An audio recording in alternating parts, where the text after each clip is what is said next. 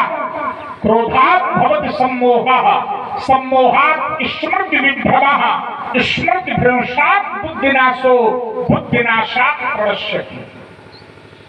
और वो क्रोध ये नहीं है जो मैं कर रहा हूं, वो क्रोध कौन सा है? तो कहा ध्यायतो विषयान् पुंसः संगस्तेषु उपजायते, संगात् संजायते कामः, कामात् क्रोधो विजायते।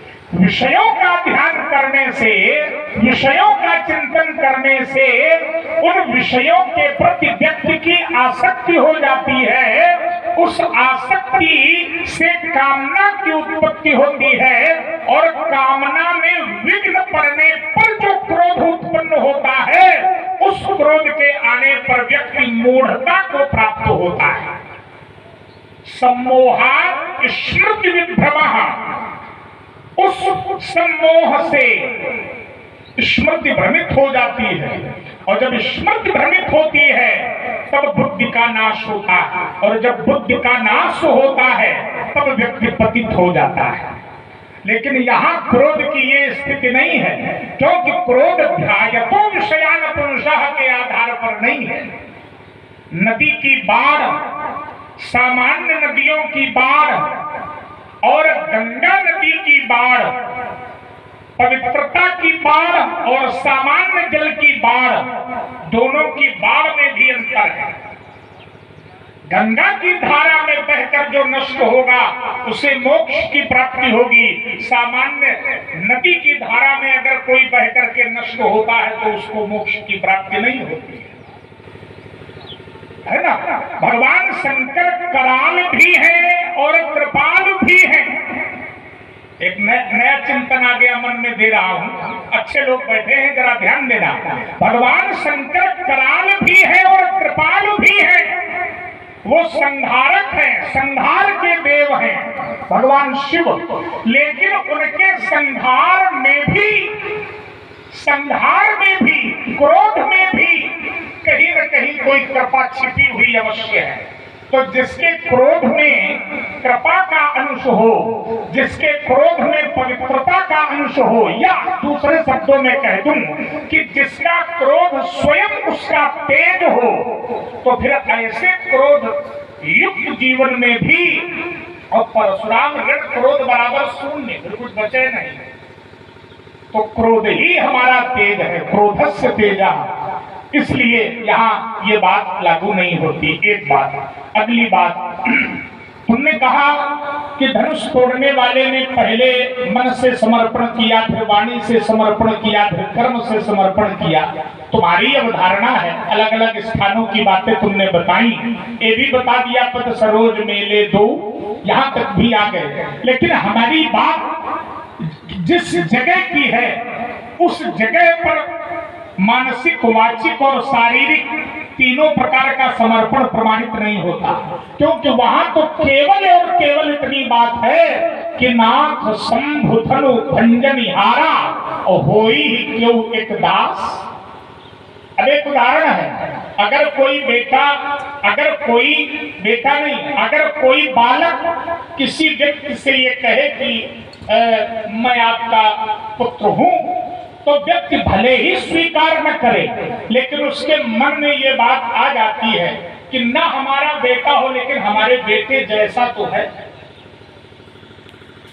अगर कोई बच्चा किसी से ये कहे कि आप हमारे पिता तुल्य हैं, तो भले ही वो उसका बेटा न हो, भले ही वो बेटा न माने, लेकिन इतना तो मान ही लेता है कि हमारे बेटे जैसा।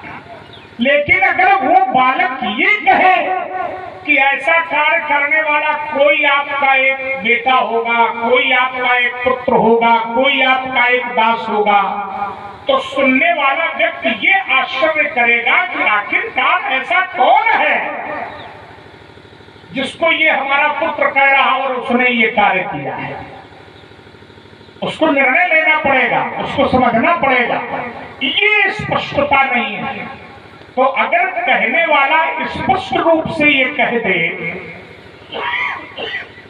कि ऐसा कार्य करने वाला मैं आपका पुत्र हूं, तो पिताजी चाहे कितने क्रोध में, शांत हो जाता है। अच्छा, एक उदाहरण और दे दूं, अच्छे लोग बैठे ध्यान देना।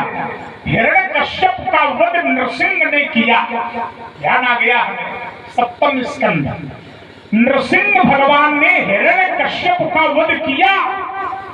भगवान इतने क्रोध में थे कि जो सामने जाए वो उनकी दहाड़ से डर जाए। लेकिन चाहे जितना क्रोध में पिता क्यों न हो, चाहे जितना क्रोध में भगवान क्यों न हो, लेकिन जब भक्त भगवान के सामने पहुंचता है तो भगवान का क्रोध स्वयं समाप्त हो जाता है। बहुत क्रोध में थे नृसिंह जी। ब्रह्मा जी गए, डर गए, लक्ष्मी जी गई, डर गई, सब देवता गए, डर गए। लेकिन अंत में जब कोई नहीं बचा तो ब्रह्मा जी ने प्रहलाद को भेजा कि अब तुम जाओ, तुमसे ही भगवान का क्रोध शांत होगा। तो अगर व्यक्ति पूर्ण रूप से भक्ति को स्वीकार कर चुका है, वो व्यक्ति भक्त है, तो उसके देखते ही परमात्मा चाहे जितना क्रोध में क्यों न हो, लेकिन भगवान का क्रोध शांत हो जाता है। उसी तरह पिता चाहे जितने क्रोध में क्यों न हो, लेकिन यदि बेटा पूर्ण समर्पण से पिता के सामने पहुंच जाए तो पिताजी चाहे जितने क्रोध में क्यों न हो, लेकिन पिताजी का क्रोध शांत हो जाता है। महात्मा जी के द्वारा कुछ बिंदु आए, बोले पिता के सामने पुत्र समर्पण से जाए तो पिता चाहे जितने क्रोध में हो, पिता क्रोध शांत हो जाएगा। ये नियम वही लागू होगा जहां पिता और पुत्र होगा। ये जैसे आपने कहा, कोई कहे कि भाई मैं आपका पुत्र हूं या पुत्र के तुल्य हूं, तो उसे लगेगा कि भाई हमारे पुत्र जैसा है, ये लगेगा। लेकिन जब आप पर ये नियम लागू किया जाएगा तो नियम ये लगेगा नहीं, इसलिए क्योंकि आपके ना तो कोई पुत्र है, ना कोई था, ना होने कोई संभावना। बताइए, ये बढ़िया बता दिया।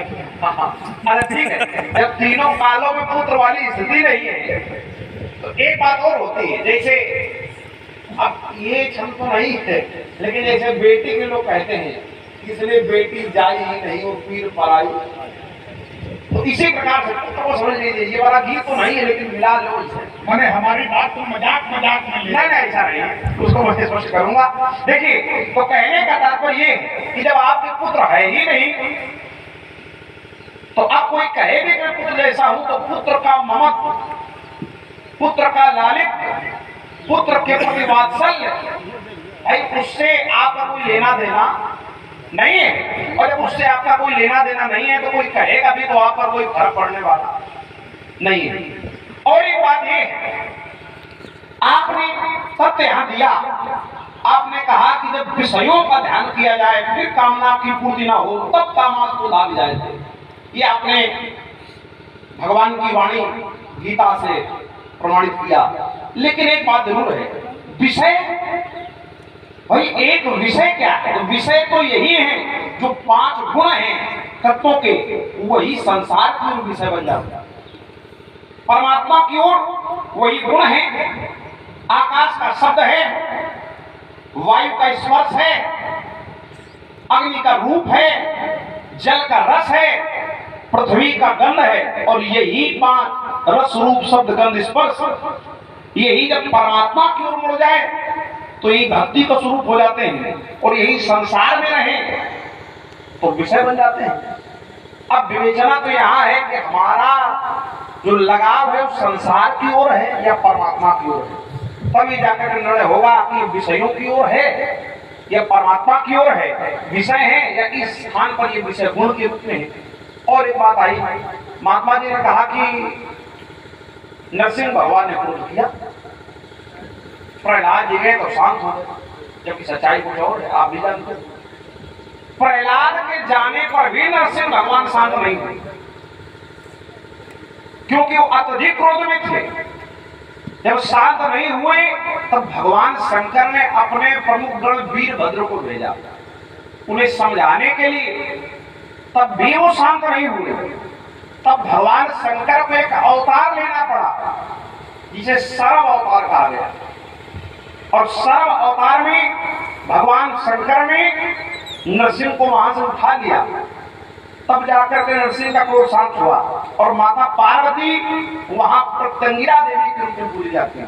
विचार करना, तो नरसिंह भगवान का क्रोध ऐसे नहीं शांत हुआ, उनका भी शांत किया गया।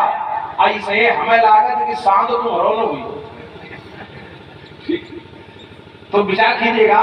तो ये दर्शन आता है। एक बात महात्मा जी ने कही है, कहा कि समस्त नदियों का जो जल है, जो उसकी बाढ़ है, वो विनाशकारी है, और गंगा की बाढ़ लाभकारी है। जो उसमें जाएगा तो मोक्ष पाएगा, लाभ होगा। देखो हर जगह ये सिद्धांत नहीं लगेगा कि गंगा की, देखो गंगा का जल लाभकारी है, गंगा का स्नान लाभकारी है, लेकिन गंगा की बाढ़ लाभकारी नहीं। और लाभकारी हो तो किनारे वाले गांवों से पूछो। अरे ठीक है, एक बात और है, अगर गंगा की बाढ़ लाभकारी होती तो फिर भगीरथ को भगवान शंकर की तपस्या करने की आवश्यकता नहीं थी। गंगा तो अपने पूर्ण रूप में आ ही रही थी। गंगा ने कहा मैं जा रही हूं और मुझे कौन संभालेगा। अब क्या, जब लाभ है कार्य तो संभालने की आवश्यकता। एक साथ गंगा जी आ जाती, सबका मोक्ष हो जाता, ना होते आप, ना होते हम, ना होता धनुष, ना ये सब। ठीक है, क्या मतलब था। लेकिन वहां पर गंगा को उस रूप में आना संसार के लिए हितकारी नहीं था, और इसीलिए तो भागीरथ ने भगवान शंकर की तपस्या की, और भगवान शंकर की तपस्या के द्वारा अब भगवान शिव ने जब धारण किया तो भी भगवान शंकर ने अपनी जटा तालाब से एक लट हटाई, उससे गंगा 3 भागों में, गंगे त्रिवत गामना, आकाश में, पाताल में और यहाँ मृत्युलोक में, जो भागीरथी के नाम से प्रसिद्ध हुई। हर जगह गंगा का प्रवाह लाभकारी हो। एक स्थान पर गंगा जी ने महाराज जन्म ऋषि के आश्रम को ही बाढ़ में ला दिया, तो जन्म ऋषि कुपित होकर गंगा जी को पान कर गए। विचार करना, तो अगर मुझे ये लगता है कि सब लाभकारी ही है, तो हर जगह वो जल लाभकारी है, गंगा जी की कृपा लाभकारी है, गंगा का पूजन लाभकारी है, दर्शन लाभकारी है, बरस परस मज्जर उड़वाना। हालांकि ये अलाली भी सरयू माता के लिए, लेकिन सरयू और गंगा मैं अंतर नहीं मानता हूँ। वो भगवान के नेत्रों का जल है सरयू, और गंगा भगवान के चरणों का जल है, तो लाभकारी तो है, लेकिन बाढ़ नहीं। अब भाई हो सकता है, हाँ ये जरूर है, कोई अगर धोखे में डूब जाए, जानबूझ कर, तो कोई नहीं डूबेगा लाभकारी, धोखे में डूब जाए।